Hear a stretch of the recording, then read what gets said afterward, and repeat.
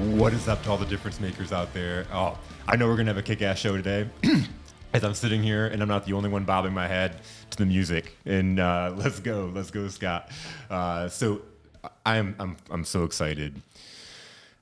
Coffee and Grit over the last couple of years, as the listeners have known, they've had so many guests that have aspired to be on a podcast or start their own podcast. I had Sparkle Lindsay on a couple of years ago, and I was the first podcast she was ever on, and she since went on to be on over 100 podcasts, TV shows, and radio shows, which is so impressive. Our guest a few weeks ago, episode just dropped 2 weeks ago, and this was the living life at your full potential with Meg Scaling and Shirley Ross.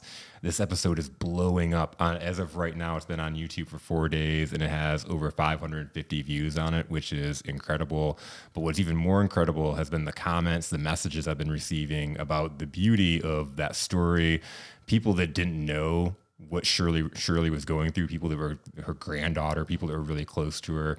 I was sitting in a restaurant on Saturday with my wife, and I got a message on the comment in YouTube, and just the weight of it, I started sobbing and crying and ugly crying in this restaurant, because how incredible is it? Because when I started talking to Shirley and Meg, Shirley did not want to tell her story, and she thought it was so vulnerable, and she didn't want people to look down on her. And now people are telling her that she's their hero, that they didn't know how that she lived that and that she overcame that, and they would have never have guessed it.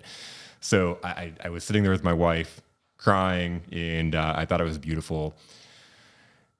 I say all that because I was introduced to Scott by my wife, and if anybody knows Gracie, they know that Gracie is somebody that's very tough on salespeople. Being a salesperson her whole entire life, she has a certain standard that she has to ever stick her neck out and refer somebody. And the gentleman we have in the studio today, I know that she has referred a lot of business to, has really just enjoyed him and had a good relationship with him, and was able to partner together. So just from that standpoint alone, when he reached out to me and was like, hey, I'm thinking about putting together a podcast, and then we met in a coffee shop downtown Brighton here, and we're jamming about the different ideas, I know that he 5,000% is the authentic agent. And so today we're going to jam about sales. We're going to jam about authenticity. We're going to jam about sales in the insurance world, and really what's going to come in the future with your podcast and Authentic Agent. So without further ado, I'm so excited to announce our guest today, Scott Henman. Scott, welcome to Coffee and Grit. Thanks, Jason. I very much appreciate it. Thank you. So tell me more about what has gotten you, tell me about your career in sales. Like, how did you get into sales, and what has made you stand out to this point? Yeah. Big mouthful. Stand out to who, right? For me, sales, it was never something that I aspired to do. Was, oh man, when I grow up, I want to be in sales, right? I don't think many kids say that. I was through college, sort of flying around back and forth between what about this, what about that, and I never really focused on enough to get me into the business school. In fact, I was declined over and over and over, and then I still got a degree in Spanish and still went out thinking, that doesn't matter. I can get a job in the business world, and I can maybe do something with it. I was wrong. So I stumbled onto a guy named Mike Ritter, who has been my mentor for the last 17 years. And he worked for Aflac, and he looked at my resume at a job job fair and said, "This is exactly what I'm looking for." And he could have told me I was going to go to the fields and pick up what with my bare hands, and I probably would have done it because he saw some kind of value in me. And so I tried it, didn't make $1 for 6 months, and then the next year was one of the top salespeople at Aflac. So it kind of stuck. But I had always been in hospitality and thinking, if only someone could just give me a chance, instead of tips that I'm working for, maybe I could work for some real change, some real cheddar on my plate. And he did. He gave me that chance. And from there, I moved on to Allstate, where I was there for a few years, and then I opened up a branch of an independent insurance agency, and I've been doing that since 2014. That first year, and I know you're probably getting a lot of knowledge and maybe some belief level from Mike, but what keeps you in that for a year, not making a dime? him telling me that what I was doing would eventually pay off. And there was a lot of trust that I placed in him. Yeah. But he saw something in me, and no matter how many times I was told no, he still came out with me and said, all right, let's review what went wrong. What can we do next? And how can we learn from this? And he taught me a lot of life lessons, and we had some great conversations. And one of the best things is I drive a beat up Chrysler Pacifica, and I do that because, well, he drove a beat up 2000 something or other minivan, and he was proud of his dad van, his grocery getter. And he said, people don't need to see that I drive something fantastic to show that I'm fantastic at something. And I said, okay. He said, who cares? It doesn't matter. So I like the fact that my van has seen 150,000 miles in 4 years. I like the fact that my kids are saying, when is this the car I'm going to actually learn how to drive in? Yeah, probably. We're going to have it for a while. And so that humility and that proof that I will keep pouring into you as long as you keep accepting that was huge. Shout out to the mic readers out there, the mentors that come along and say, I believe in you. Yes. Looking at a resume that you probably didn't think had any potential in it, saying, you're exactly what I'm looking for. Yes. Well, no, you need a business degree. This isn't for you. Come back to us when you've got some experience. Which came first, the chicken or the egg? The experience or the first job offer? Yeah, exactly. You can't have one without the other, it seems. Exactly. So that was frustrating. But the growth with Aflac which is selling supplemental benefit programs, it fell off, during the recession, the economic crisis of 2008 and beyond. And so I moved on to the home and auto at Allstate. I was introduced to someone who said, yeah, you could be a good fit for this. So got licensed, here I go. And over time, I learned that there were some things you can and can't do for your own growth. And I was connected to Brian Eade, who owns our agency group, and he offered me an opportunity, and I couldn't turn it down. So you open your own? Yes, opened my own agency. I started downtown Howell in a co-working space. I know you're quite familiar with what that looks like. Yeah. And now I've got my office on Old 23, and over the next 12 months, we're looking at either buying a building or expanding into downtown Brighton. So, Wow. That's pretty incredible. That's incredible growth. It's incredible growth, and I can appreciate that, knowing what it's like coming from the collaborative workspace or the right, $25 a month, and here you are with everybody else in your business, and you're in their business, and then but that's a lot how the relationships got started. Mm-hmm. And so it was instrumental. It needed to happen. God's got a plan, so here we go. And what's that like now, that difference? And we talked about this, going from being that salesperson to now having a team. I never wanted to be the team leader. I was fine being the salesperson. I love sales, right? As much as, what does that mean? We'll come back to that. Yep. But I never saw myself as the leader of the crew. And now I've got 6 or 7 folks, 7, including the intern who just came on. And I have no idea almost how that happened. I knew that I wanted it to happen. I took steps to make it happen, but I look around and go, how is this possible? How did this become? And so the reflection of that is pretty powerful. That's incredibly powerful. What's it like empowering those? So, to come back full circle and talk about Mike, how do you play a role into those people's lives? I hope to be like him. I hope that what I'm pouring into my team is understood as for what it is. It's that I want them to be successful. I would rather be the top performing branch of our agency group without having any of my sales in the mix. Yeah. I want my team to take all of that because they exercise that ownership of it. And so if I can help them see that what they're doing matters and makes a difference to our clients, then they're going to feel good on that, not just from a paycheck perspective, because we do this to make money, but we also want to make people feel valued. Like they're part of something that's bigger than they are. So, it's that feeling that will get somebody to work for free for a year. Yes. That feeling of being a part of something that's bigger than what they are. And I know from being in that sales leadership aspect in getting people that you sit and look, and for all intents and purposes, why are they still here after a year or at this year point? And they had that perseverance and that grit to make it through, to have that belief, to attach on and be coachable. Yes, that's got to be one of those. it's insurance is an interesting thing to sell. You don't have, it's not like I have Apple iPods. I don't have the newest technology unless I will talk about the license plate thing probably in a few minutes, but I don't have any of that to sell. What I sell is a promise. And a lot of people don't understand what that looks like or even how to go about obtaining it in a way that's meaningful because insurance is seen as a very much of a necessity, almost a necessary evil. And so I'll ask you a question. And when was the last time you went to the grocery store and had to make a decision between, let's say, do you like bacon? Yeah. Oh, yeah. All right. Do you just pick a slab of bacon up on the thing, or what do you do when you pick what bacon to buy? So I like that thick cut bacon. So I go to the deli and I usually, you pick out the good one of the good meat. All right. Do you ever look at the price? Yeah. All right. Do you ever look at the nutrition information? No. What about cereal? Cereal, I'll look at the nutrition information. Look at the nutrition information. And you might make a price on choice or a choice based on price if there's different sizes or maybe different brands, similar products, different brands, right? Yep.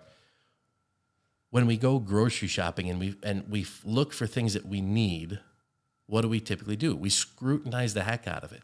We take a look at the nutrition information. We take a look at the cost. We take a look at who makes it. Is there a certain taste?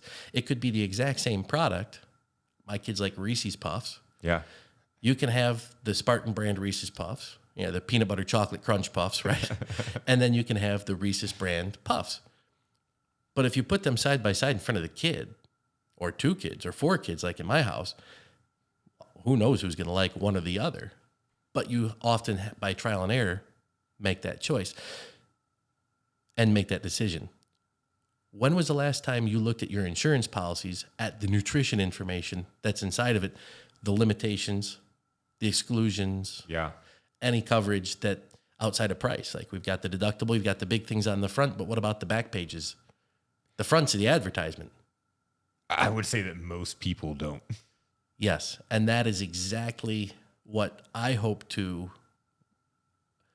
change, or at least move a perspective slightly towards the fact that, this is often necessary. If you own a vehicle, you have a loan on it, you got to have it. You own a house.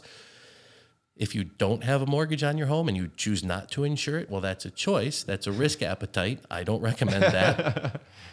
But what about other things that are optional? Go-karts, golf carts, or I say go-karts. I mean golf carts, off-road vehicles, things that don't require insurance on them. A lot of people make an assumption that, I'm insuring the unit itself. Sure, you are, but you also can insure yourself and protect yourself from others on the road or off the road who might not have insurance coverage that might cause pain and suffering or injury or damage to you and your family and your things. And so there's a lot more to it than just, I don't need to insure my RV or my ORV. Nope, you don't have to. That's correct. Here's why you might want to consider that. And if I can take the Authentic Agent podcast and show that, we're real people, we get it. We ride motorcycles, we ride sleds, we ride bicycles. We have the same kinds of things to insure as most other folks. Here's how you shop for insurance. Here's what we see. We see people with misconceptions about insurance all the time. And there's some myths and there's some facts out there. Some are grounded in some sort of reality, the myths, right? Yep. But a lot of it's just misunderstandings. And I've been told this. All right. That's my favorite. My current agent said this. All right. Well, why did they say that? Well, when I told them what I told you, you just told me, this is an example from a previous conversation. You just told me that this is the first time you brought this up. So is this new information that you're presenting? Well, yeah.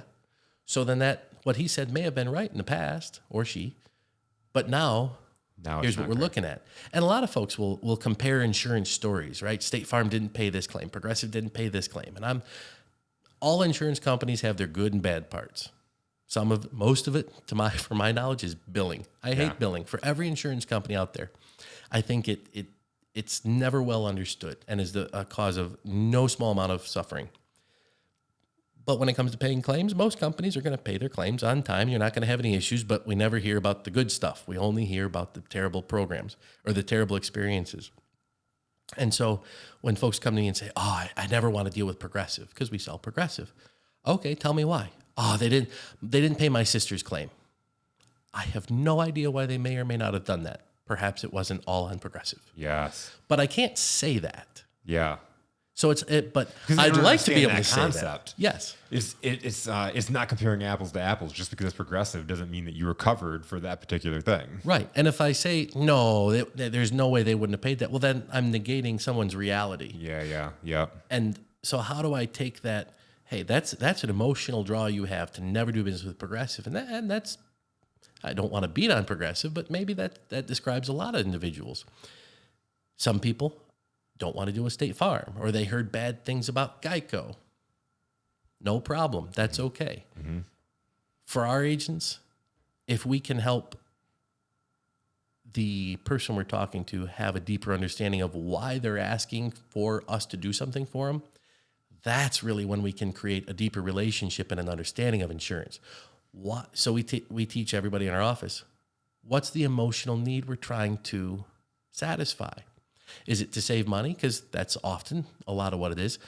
But sometimes there's a fear. What happens if I file a claim? What happens if I add my daughter? What happens if I let someone drive my car?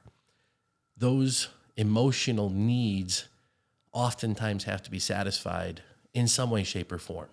And where people feel like they're not being heard or the reality is being negated, they don't want to do business with that individual or that company. Yep. So how do you and your agents dive into that and find out what their fears are? How do you, because everybody's different. Right. And a lot of them don't present the same way. Yeah. So a lot of people aren't going to come right out and they don't know. Say, and most people talk about in surface problems. Yes. They don't get to the root where you're looking for. Exactly. Because if we can take a look and go, okay, so you're telling me you need this policy to start on July 18th. Why is that? Well, that's when my other policy expires. Okay. It's the middle of June. What if we save you $200 a month? Would you change sooner than that? Oh, yeah. Well, that makes sense. Okay, so is it a psychological need to have things be continuous that person is looking for? Or why are they looking so far ahead? We love it when people do that because we often have the time to really deep sea dive into a lot of their insurance needs, as opposed to someone who calls up and says, I need to get this policy today. Mm-hmm. Why do you have that need today? Closing fell through or is about to fall through because my other insurance quote did this, that, or the other thing, or my agent, or this happened. Okay, no problem. Let's slow down. Let's make sure that we can fully understand what you're trying to accomplish, why you're trying to accomplish it, and how we're going to do that together.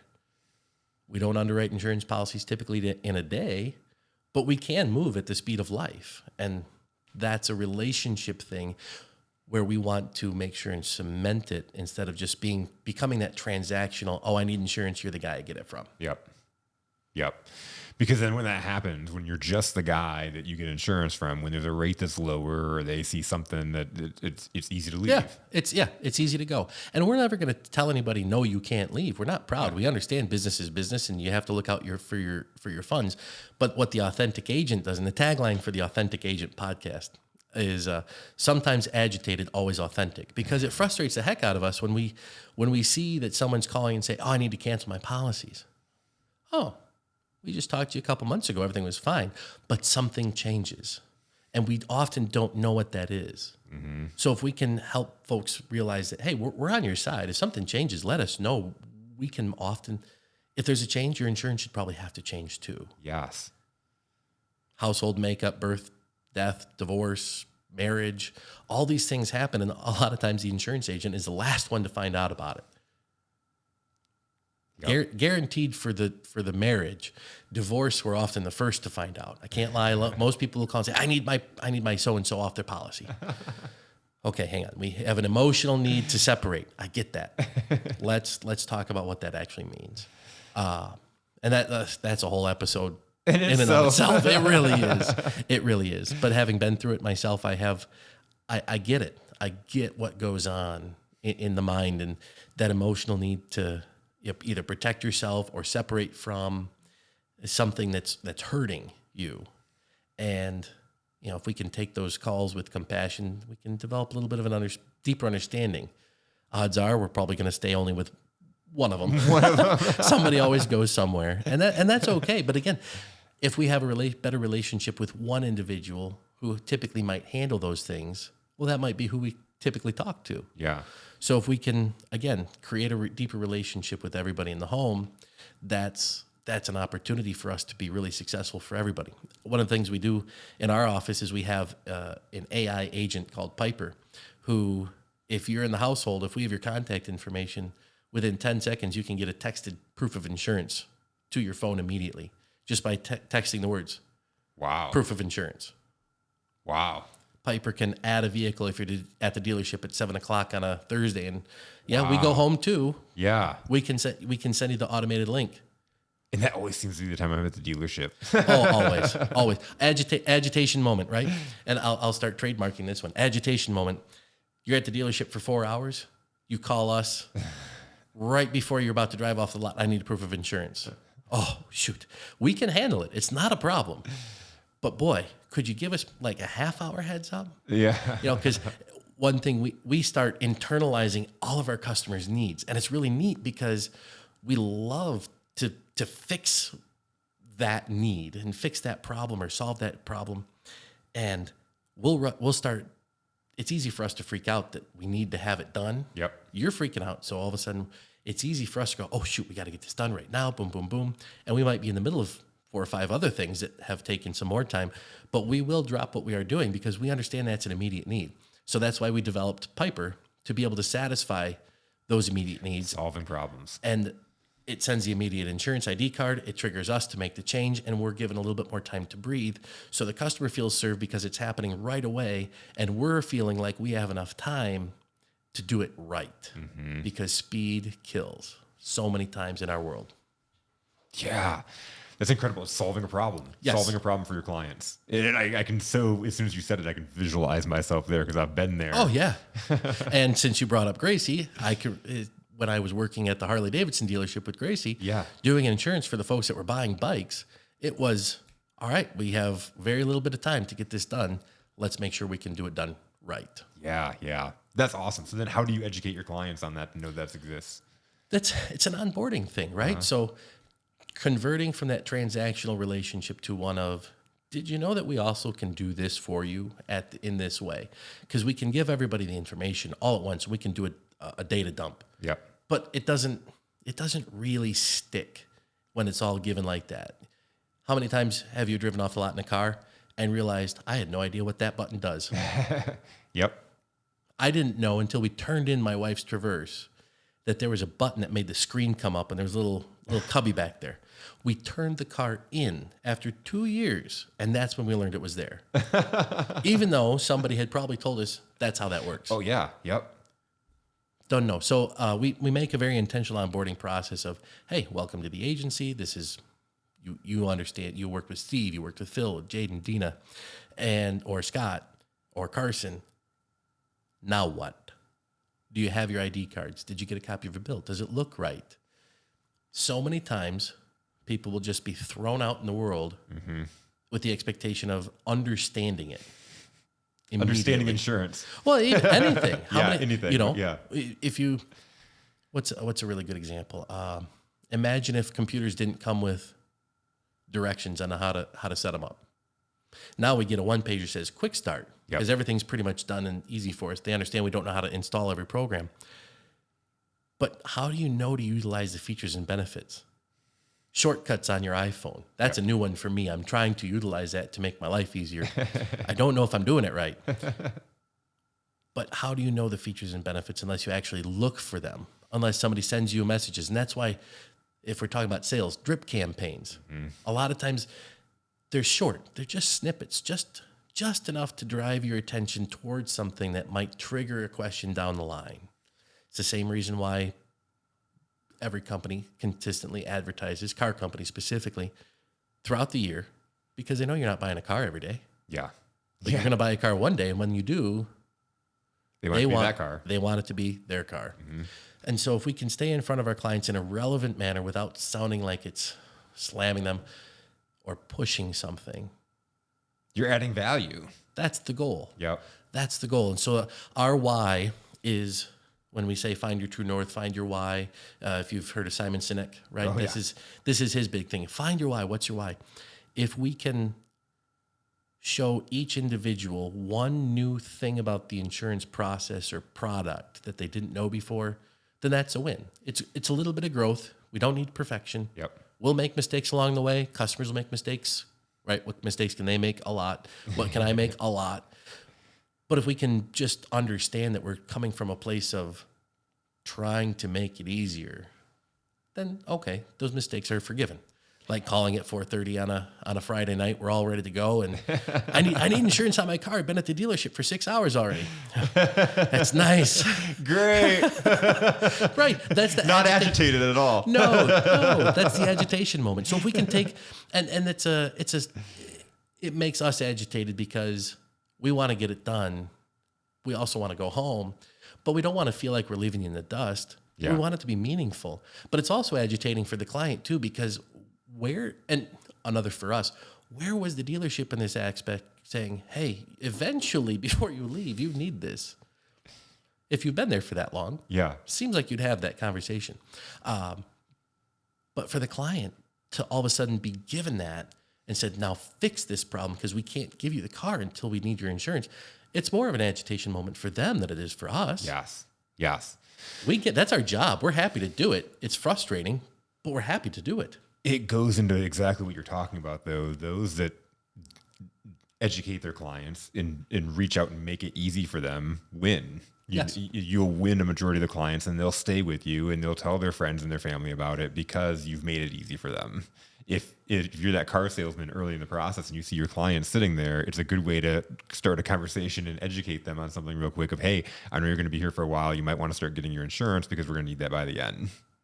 I would love it if they would say point, that. Right? That everybody misses. Or more one that we dealt with, more recurring one that we dealt with during the pandemic in 2021, mortgage changes, refinances, mortgage buyouts. Even after you refinance, your note could be sold to another servicing company. Mm-hmm.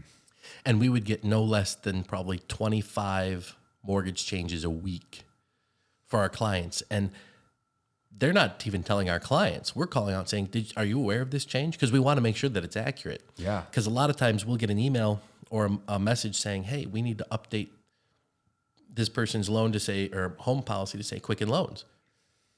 But they never actually went through the process. It's Quicken Loans getting ahead of the fact that they might close. And so when we did the first one of those that went backfired, because we made an assumption, we started contacting the client saying, so are you refinancing? No, I called, but I'm not doing anything with it. Great. Just needed to know. We're not going to slam Quicken and throw them on the bus and say, well, they sent us this. We'll say, okay, so you're not working with any new mortgage provider? No, I called Quicken, but Yeah. Okay, great. Perfect. Put that to the side. That's crazy. Yeah. Agitation moment for insurance agents. You buy a house, you close on it. The title company sends the check to our office made out to us. We can't do anything with that. Agitation moment. And then we have to get the customer involved. Yeah. Hey, can you please call the title company? Because they're not listening to us. We sent them instructions. And the hard part about that is if you don't do that right, it's very, very, very touchy, tricky. They think that call's coming from you. Yes. That's coming from you. You're putting the pain on their plate. Mm-hmm. You're just the messenger, but you're putting the pain on their lap. Yeah, I can't pay your homeowner's premium with a bill made out to me, check made out to me.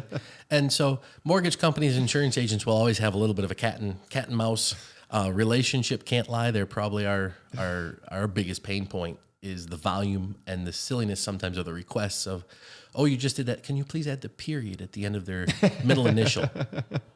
Yes, I can. It's so important. Right. The first one was please add the middle initial, and they don't say to add the period. So we add the middle initial. Creating more work, again, to the point if you're just clear on your communication. Right. And so, sometimes could we ask? Yes, but again, we're delaying. So is it getting it done? You ask for the middle initial. So we learn how to ask certain processes and people at each point in the process, what exactly are you looking for? What will get this kicked back? Because we don't want that to happen. Yeah. And so a lot of the agitation moments are process based, right? So I was at at your presentation the other night, and that's, know what you do, identify why you do it, and develop the processes around it. And so a lot of the only reason for our processes being the way they are is to avoid the pinch points. Yes. Yeah. It's not because it makes us feel good to ask too many questions. Yes. Yeah. We want to avoid further pain and suffering down the line from an assumption that it should be done the way it is. So as things change and we get into this tech, Internet of Things, really connected world, how does insurance have a play in that? It's been challenging to find a way to make it relevant to people without feeling intrusive. So how do you do that without being intrusive? I can't change somebody's mindset on what is intrusive or not because, well, not at the beginning anyway. Hopefully I have an opportunity to do so if they're open-minded. If we're talking about intrusiveness, we're mostly talking about telematics devices that are either on app-based or plug-in based to a vehicle.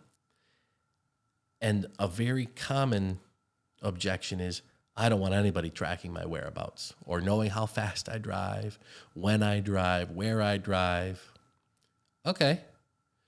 When was the last time Google paid you for sharing your information? Yeah. Well, what are you talking about?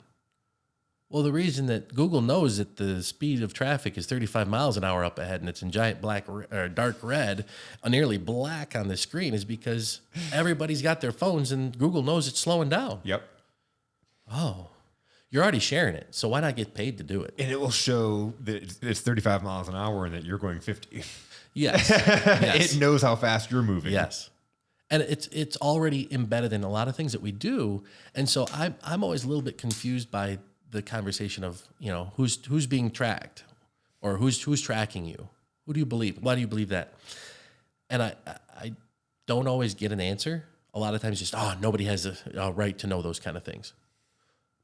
My perception is that you have a right to know those things, especially if you have a young driver. Yeah. Or if you've got a higher rate because of driving record things, maybe you should take advantage of, changing some habits, and it can be used as a tool.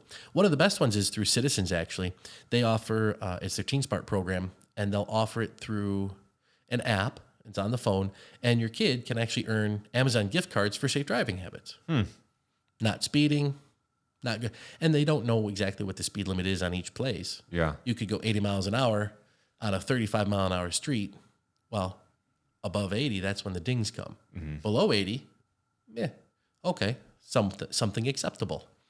So I think that's a great opportunity for parents to have teachable moments with their kids and keep the insurance education process going forward. But that's very one-sided, right? For one set of individuals in the marketplace. Yeah. So what about the single guy?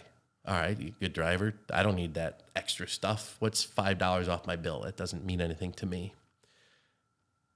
Maybe it does to somebody else. I don't know. But I find that the non-intrusive way of working those things in is just to simply accept that we're headed down that path, and it's okay if you have questions about it. Just do a little bit more research on what it does and why it does it, and we'll answer some questions if you have them. We've got some of the answers. Earlier, you mentioned going down the road of what selling is. So I'd love to hear that. Sure. What's sales? Here, sell me this pen, right? Sales, at its core, I believe, is understanding someone's reason for doing what they do or asking what they ask. It's not, hey, I got this for you. You should drink this. Yeah. We've all been, I think a good example is Netflix. If you said, I watched this great show on Netflix, somebody in the room is invariably going to say, you know what you ought to do? You should watch this episode or this show or this movie. Yep. I just did it to my dad yesterday. I thought he would love the movie Hustle with Adam Sandler. Yeah. I loved it. I loved it too. Yeah. I thought it was great. He said, I give it a 5 out of 10. Fine, whatever, Dad. He's always been a tough nut to please. So, sorry, Dad. I'm going to share this to you. I apologize in advance. Happy Father's Day yesterday. Happy Father's Day. I enjoyed spending time with you. But truly, though, invariably somebody say, you know what you ought to do?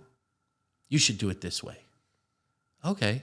Well, a lot of times when people call for an insurance quote, an agent will say to them, you need to do it this way. Mm-hmm. And all of a sudden you're negating that reality of what they thought the insurance conversation was going to go and something, or how they thought it was going to go. And something's all of a sudden in their face going, you can't do it that way. Yeah. Yep. Well, that tastes bad. Yep. Nobody likes to be told what to do in such a way, but people will accept being given recommendations, right, on how to do things. And some people will still believe that they know better at the end of the day. That's the reason why I forget the percentage of people that don't have a financial advisor, right? Because they can do it themselves, and that's fine. Yeah. You can also buy insurance from a gecko online. I highly don't. I don't agree with that. I think that's a terrible idea, because while they provide, and I'll use Geico as an example, they provide enough information for you to make a decision, but does it have the rationale behind it to help you understand what the impact of your decision is? Mm-hmm. Every coverage has a that's another podcast. Cause and effect. Yes, every coverage decision has an impact. It really does.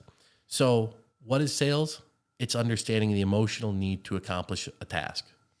How are we going to get this done? And so going slowly and changing the way that you feel, changing the path of the insurance sales conversation is really just, all right, so Jason, tell me more about why you're looking. Well, my price went up, right? Or let's actually do a little bit of a role play, right? Salespeople love role plays.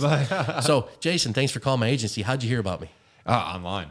Online. I bet it was a podcast. Yeah. Through Speakeasy Podcast Productions, Speakeasy Podcast, Wayne Media. Yeah. How'd you know? I just heard about it. So thanks for that. So what are you looking for today? I need to switch my insurance. Why?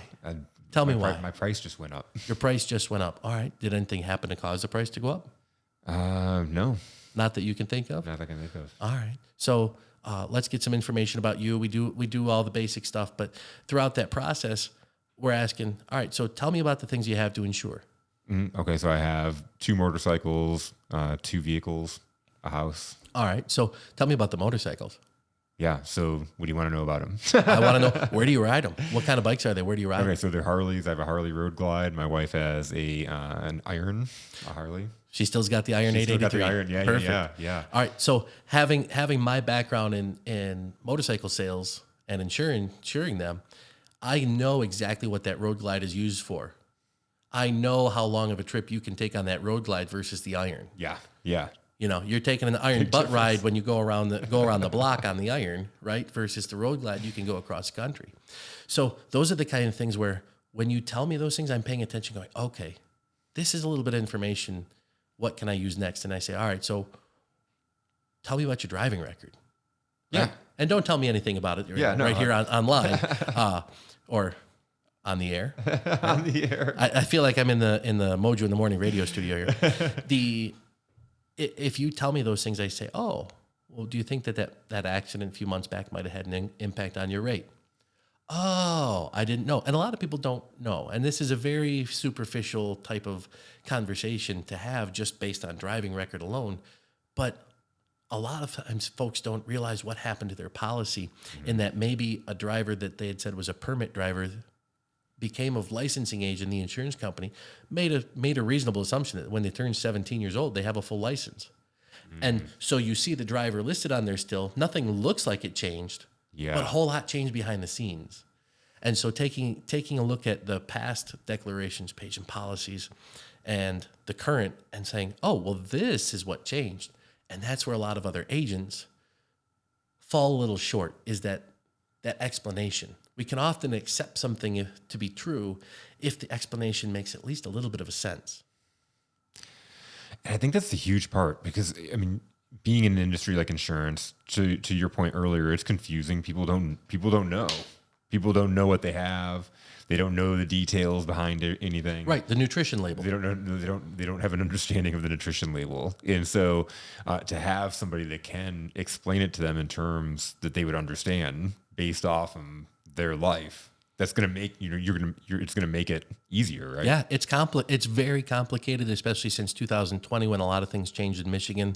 Don't want to get too deep sea diving into it, but really the household makeup means so much more than it ever used to, and accuracy in writing a policy with who's on it and what coverages they get if they're a licensed driver, if they're a resident relative, a non-resident relative, an occasional operator, Were they a student that moved to student housing versus an apartment, then moved out and came back? What impacts do those have? There's a lot of assumptions, but it's confusing. And so taking the extra time to just ask and say, all right, tell me a little bit more, because I'm getting the idea of what might be happening here, but I appreciate understanding if I ask a couple more questions. Yeah. And asking for permission to do those things is really important too. It helps people feel like they're being invited to share. I think that's important. How do you get your new salespeople? And I don't know how experienced your salespeople are when you bring them on, but how do you get them in that realm of asking questions and going deeper? Because I've working with hundreds of salespeople. That's always the trick, is to overcome that presenting a solution based off of one answer. Yes. We focus a lot more on the commercial lines now more than we ever have. Our agency has just grown that way. I really appreciate more the relationship that I have with the contractors, the heavy contractors, and the construction risks that we have, because it's entertaining to me. There's a lot more that goes on beyond a home and auto policy, and that's just how my brain works. Mm-hmm. But when it comes to any one of those, the salespeople invariably go, "Oh yeah, I can write that. What? All right, what do you do? I do this. I can write that. Can you?" So yeah, we were talking to a landscape contractor who does snow plowing, and we didn't know until about halfway through the process that they do snow plowing for hospital grounds. That's a big no-no. Well, not a no-no. It's a big detractor for certain insurance companies. And we were all excited about the rates we had, and then all of a sudden, rates and coverage are changing because of this risk, and we didn't know about it ahead of time. Oh. So a lot of times you run into your own buzzsaw of not doing it, and that's a good trainer. Yeah. That's the best trainer. It sure is. It sure is. It hurts the most, but I've it's the learned best the one. most from those mistakes. Yeah, So. yeah, and that's part of the process, because there's every salesperson, if they're destined for great sales, has a little bit of that maverick arrogance to them, right?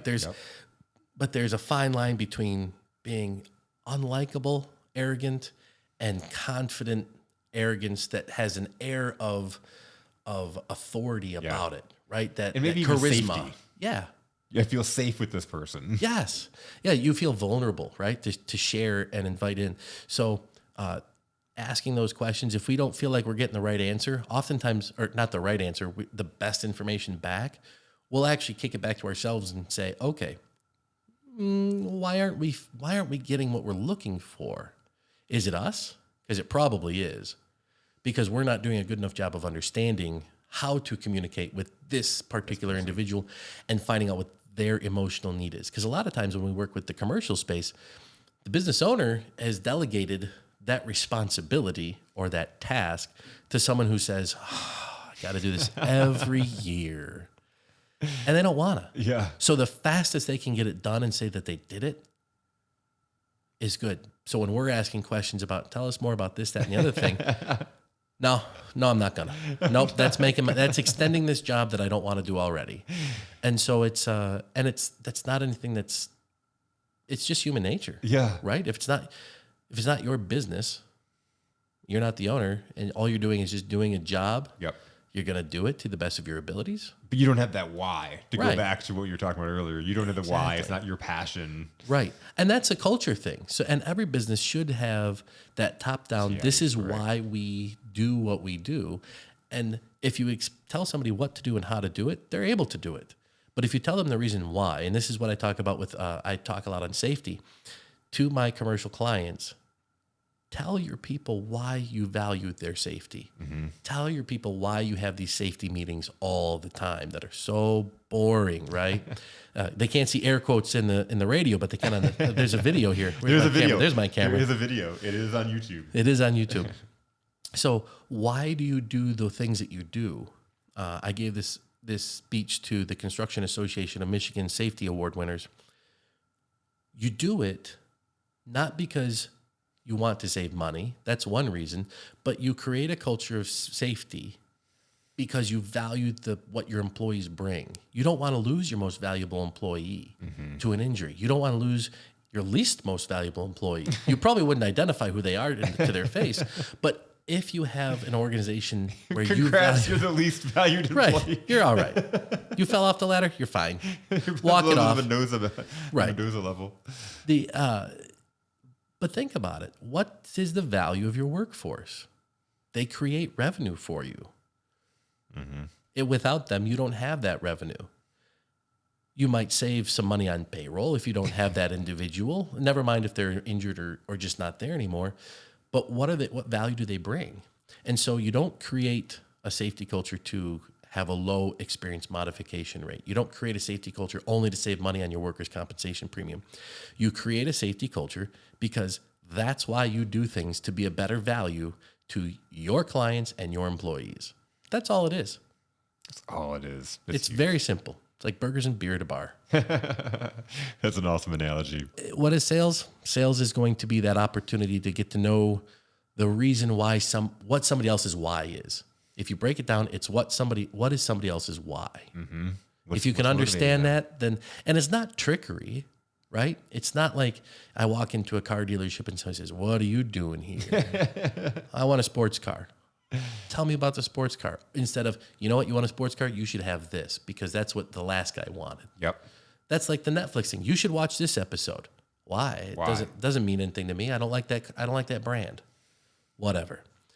Get to know me because I'll get to know you, and that's the goal. It's the important thing. At the end of the day, no matter what business you're in the people business. Yes.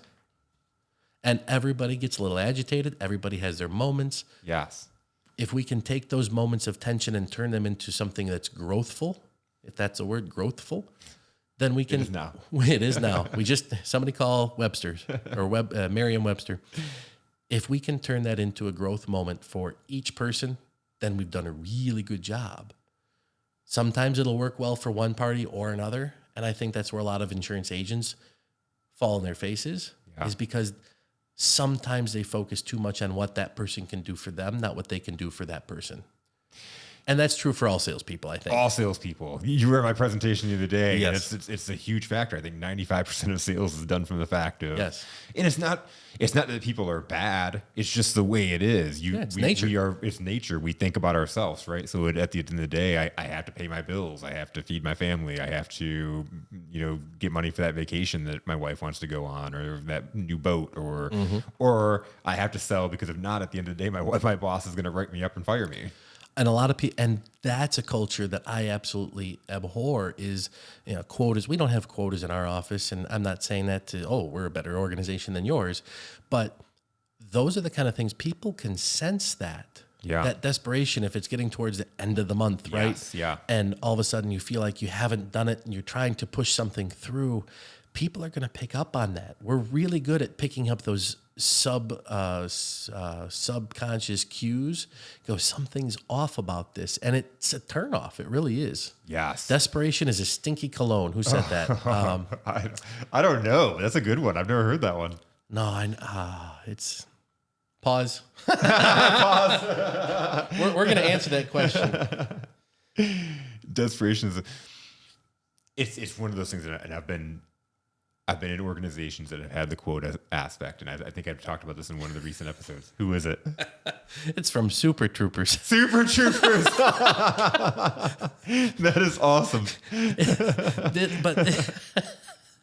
Great movie with a whole bunch of famous one-liners. Right. Absolutely. Shenanigans. But yeah, desperation is a stinky cologne, and that's where we can pick this back up now. Somebody heard that. No, I arrived at that answer at the same time you did. I just started laughing. I was like, "Oh, who said this? Is this some economist?" No, it was Super Troopers. Economist. Super Troopers. The chief of police of the states or whatever.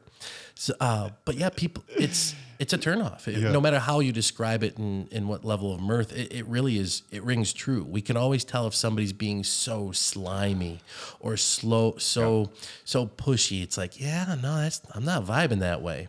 It is the absolute worst. It's one of those things that it repels people. Yeah. It does the opposite. And I think that cologne is a great visual. Desperation is a stinky cologne. It does literally repel people. And it's one of those things like, to each your own. If you put a quota in, you put detractors in. Recently, I was talking to somebody, and I've talked to so many people that have designed compensation structures. I've never seen a company be successful with a commission structure with detractors in it. first off, it's so complicated. Second off, you're taking money away from them, and you're gonna train them because salespeople are creative, shifty people. Yes. I've been in sales for over 22 years. We're a creative, shifty breed of people. We're and there's a lot of dysfunction that creates us, right? And I've worked with so many crafty people that will find a way around whatever detractor or hurdle or fence you put around them. Yeah. And they'll find the soft spots and they create garbage. Yes. And I want an authentic sale, right? Right. That's not what I want. Wells Fargo is a perfect example of that. From a couple of years ago, when they were incentivizing their branch managers and tellers and employees to bundle up and create new accounts where they didn't really have a need or existence, but they were compensated solely on the number of accounts that they put together for one client. Well, how can that drive success? if you're not training your people to figure out what those needs are, then all you're training them to do is just do stupid Game stuff. the system. Exactly. Game the system. Because until the company wises up and says, well, we got to change it now because we're paying these people too much. And they're not really doing much, but we like the number of accounts we have because it says they'll never leave, but those accounts often don't mean anything to the person, to the client. But if you can say, okay, so I understand you don't want to talk about the savings account right now. You just got the checking account. Can I call you in 6 months? And, if I take a look at your bank account and I realize you've got enough money in there that you could have made this, that, or the other thing, could I call you? Yeah, sure, whatever.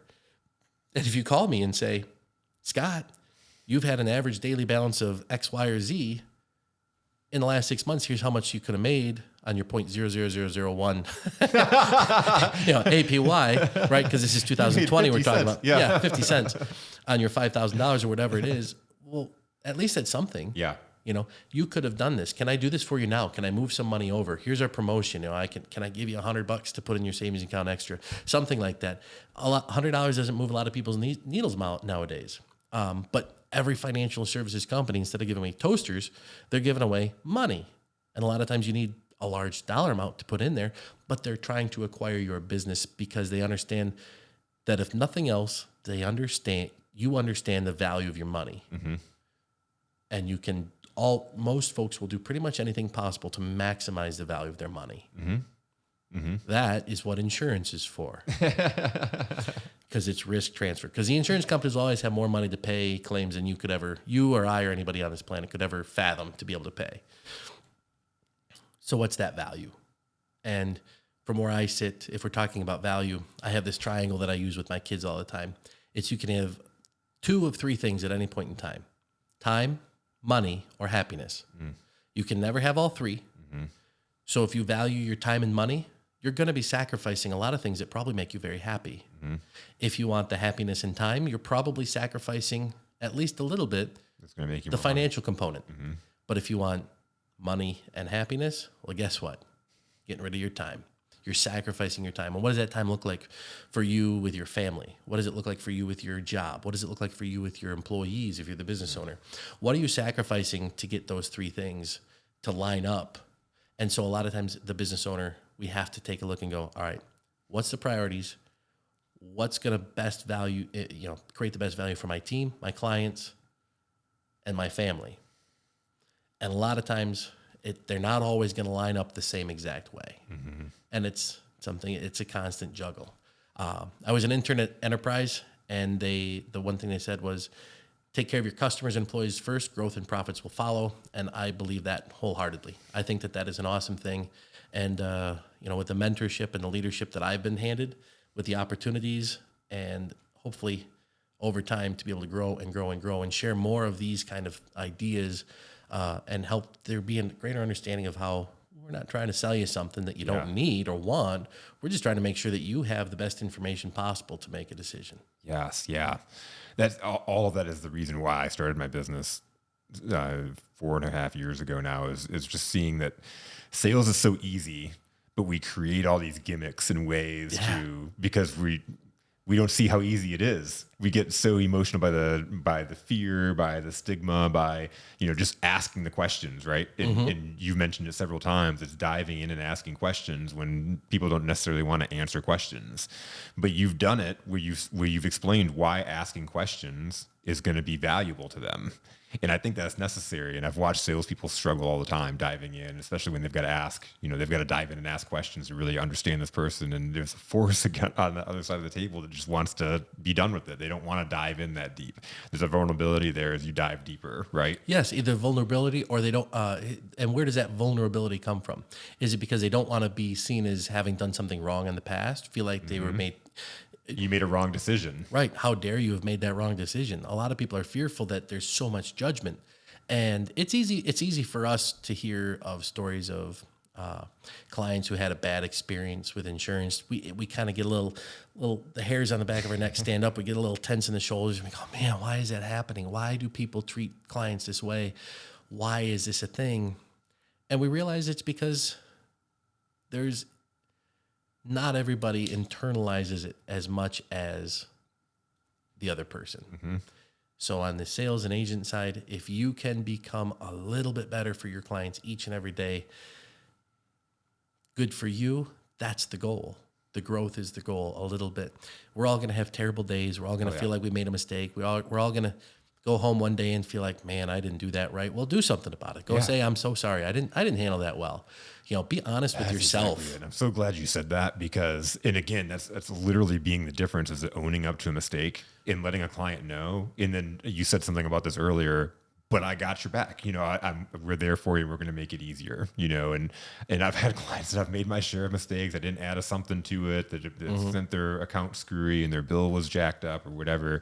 But every single time they came in, I greeted them by name, asked what was going on, and then was like, let's get that taken care of, and went to bat for that client. Yes. Those became sticky clients. They wouldn't go anywhere else because no matter what the price is somewhere else, they know what I've done for them. Yes. They know that I stood by their side, that I had that integrity, that I met an issue head on and took care of it for them. And that's so hard to find.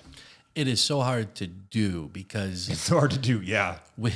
If you've had a parent that's ever told you, oh, just tell me the truth and you won't get in trouble, you know that's probably not the whole truth.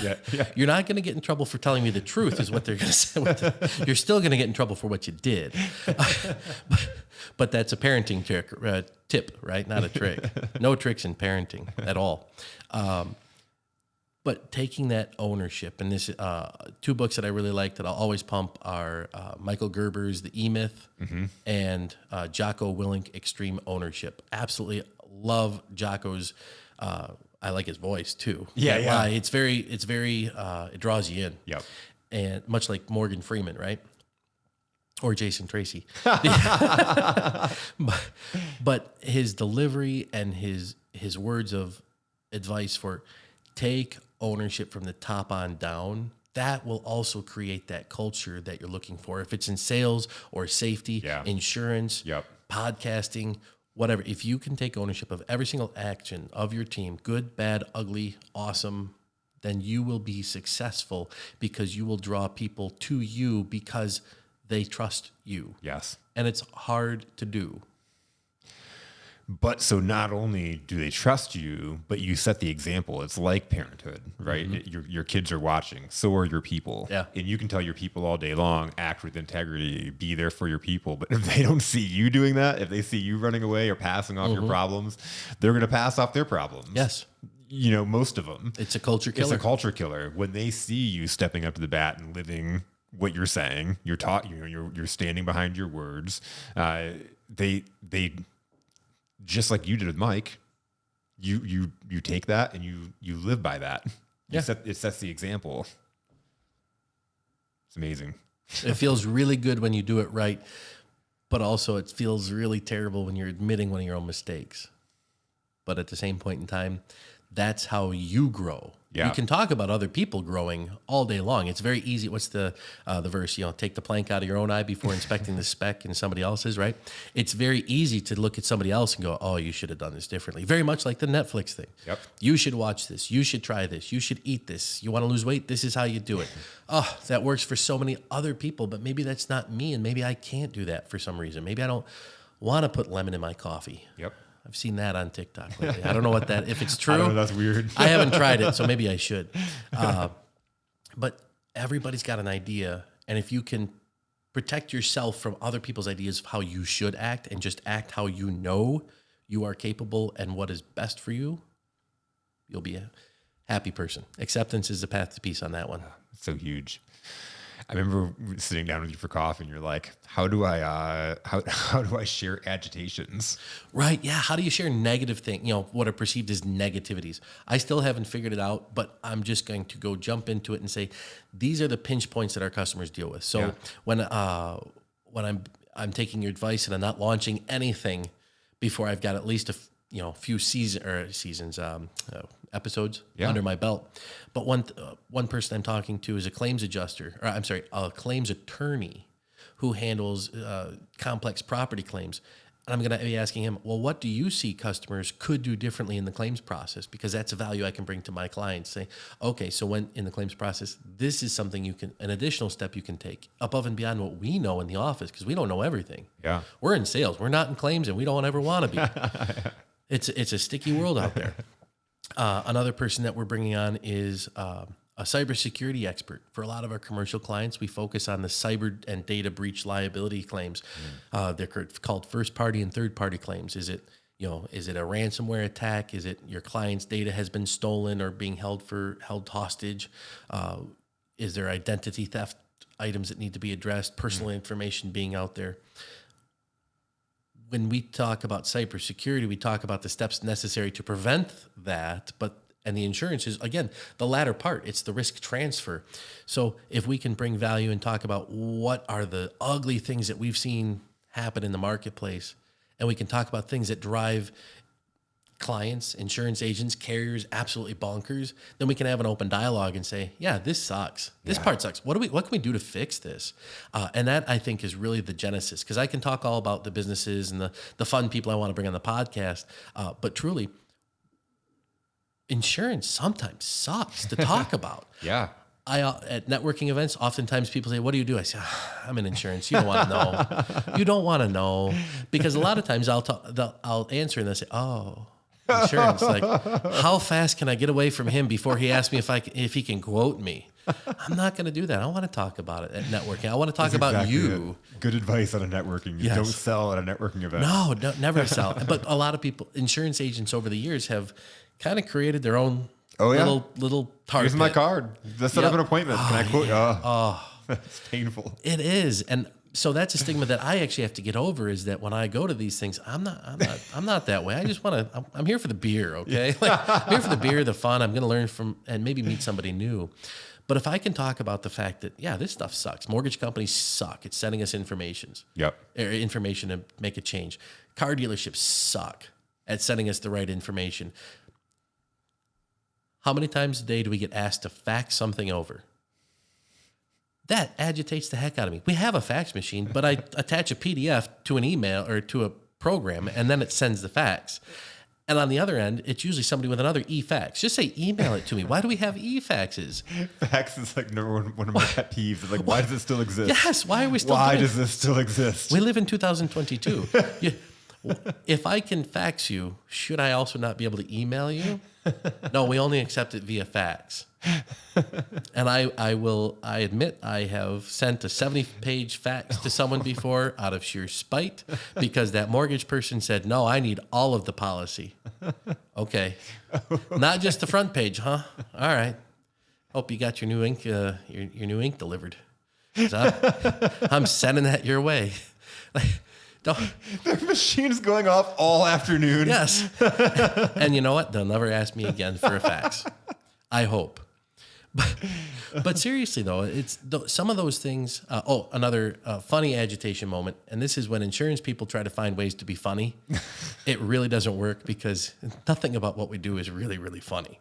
I mean, we might find, It's like watching America's Funniest Videos, right? And there's a dad getting nailed from a kid playing, baseball. He's standing too close, but kind of, it's not really funny. It hurts. But when we have people say some pretty interesting things for VIN numbers, because P's and B's and D's and F's and S's, they all sound similar, right? F, S, G, B, P, D. And so we start using I'm hearing all the words already. Oh, yeah. Pick 3 words that start with the letter P, right? Pick 3 words that start with the letter F. Oh, somebody once said N for knife. And I remember thinking, and I wrote it down and went, wait, I had to think about it. N for knife. How do I spell knife? No, that's a K. But do you mean an N? So I had to ask him, could you just say the letters? And then they said N for knife again. And I said, no. So is it a K or an N? They said, well, it's an N. Why? Okay. Just making sure I'm right here on the same page, because that's going to mean a difference. And so. And what does that tell you about that person? Yeah. It's phonetic. It makes sense. N for knife. That's how it sounds. It's onomatopoeia. So some things are more funny on the agitation things, but then there's other things where it can get a little bit more serious, and we really wish that, was it us that could have done a better job, or is it the industry as a whole that could do a better job? I just found out, I think it was state of Michigan just authorized or passed a bill for personal finance education requirement prior to leaving high school. And I think that's great. If insurance can be a part of it, that'd be even better. But when people say, oh, yeah, no, I'm not actually going to list my kid. I'm not going to give you their driver's license information. Okay, so, just want to let you know that if they drive, because maybe they're an existing policyholder, well, if they drive, they're not going to get covered if you refuse to list them. Oh, no, I'll be fine. My neighbor said, okay, fine. We have those kind of conversations, and those are tough conversations to have. So how do we create that little bit of fluidity and say, you can tell me these things. My goal is not to charge you the most amount of money I can. Yeah. If I did that, I wouldn't have very many clients remaining. So you just need to know to be covered so you can cover them. Yeah, but I can't legally make a change to someone's policy without their permission. Mm-hmm. And if I don't have all the best information, I can't do anything with it anyway. Mm-hmm. So those conversations can often they're a little bit more agitating, right? Because, well, is it their perception or is it our perception? Where did that breakdown come from? But it comes mostly down to that fear of, it's going to cost me more than I can afford. And it's one of those, if you have to ask, you can't afford it. Nobody wants to ask, how much is it going to be to add my 15-year-old to my policy? Yeah. Because they think they know the answer. And oftentimes they're not wrong. Mm-hmm. It's significantly more than you'd ever want it to be. But let's talk about what it's doing to protect it, right? Why is it the way that it is? So it's huge. So in you asking that question, I think you have it figured out.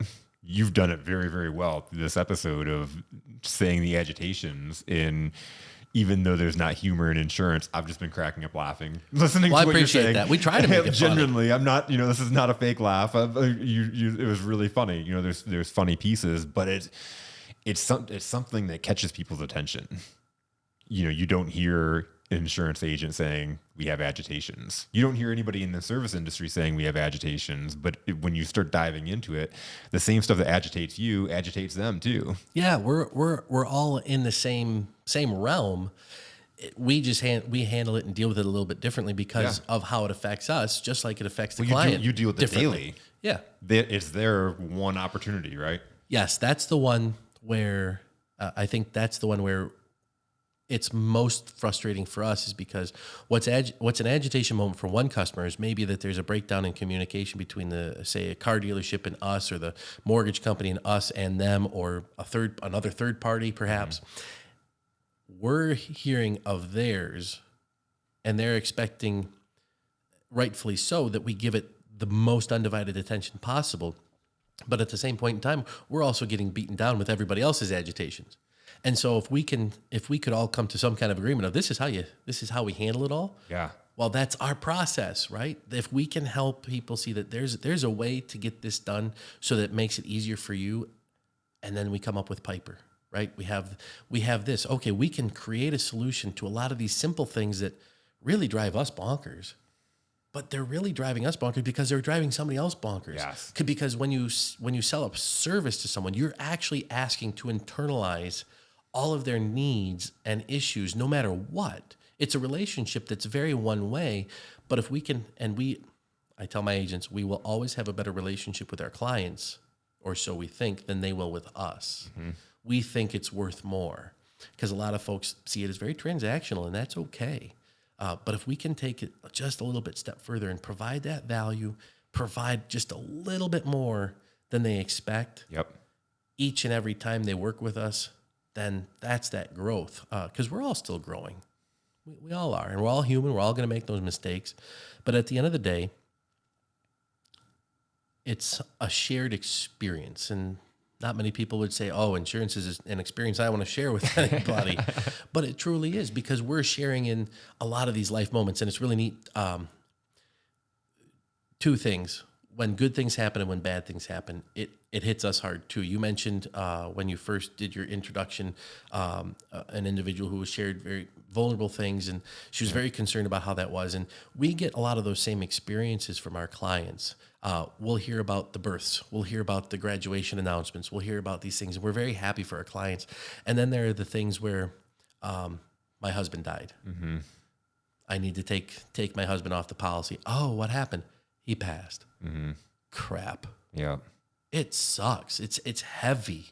And it's not because of anything related to insurance. It's just because It's life. it's life. And we get to be a part of our clients' lives, whether they're business owners, whether they're just home and auto, just quote unquote, right? Home and auto clients. You know, there's different levels of relationships for each client type. But we get to be a part of all of it. We hear The good, the bad. and the ugly, Yeah. and the great, and we get to share in successes. And oftentimes, when bad things happen, we're the first to hear about it because, well, we do pay claims. All that money does go somewhere, and it goes right back to paying claims. And so, when we can be a part of a really successful claim payout or claim experience, or joyous, so to speak, then that makes us feel good. But if we also are dragging our feet because, well, the claims department is doing this or they're short-staffed, agitating moment for us. But again, there's not much we can control. But boy, are we feeling like crap for the client because we can't do anything. Yeah. And so, you know, the agitating moments aren't because clients bug us. You know, we love to take care of them. Some things are more nitpicky than others in terms of what we have to do. And if we can just explain ahead of time how to make that process easier, it'll go even better for the client. Yeah. It really will. And that helps us develop better processes each and every single day so that we can do a little bit more for the next client as well. Yeah. What a perfect way to wrap it up. And again, it's finding those ways to educate your people, you know, taking those opportunities and through the agitations. Again, it's being able to reach out and really identify and understand that it's I guess what I'm trying to say is you have all the numbers, right? You have all the data, you have all your clients, and you have these agitations because it keeps on reoccurring. Well, if it keeps on reoccurring, it's the definition of insanity if you ignore it, right? So instead of ignoring it, you're saying, let's get it out there, talk about these agitations, and start educating people so that they no longer, we can start decreasing these numbers of people that are having these same problems over and over again. Yes, that's exactly it. That's beautiful. Scott, so listeners, be on the lookout for Authentic Agent with Scott Henman. I'm super excited for when you launch that. Scott, thank you so much for coming down here. I very much appreciate it. This was awesome. Love working with you, Jason. Thank you. Thank you.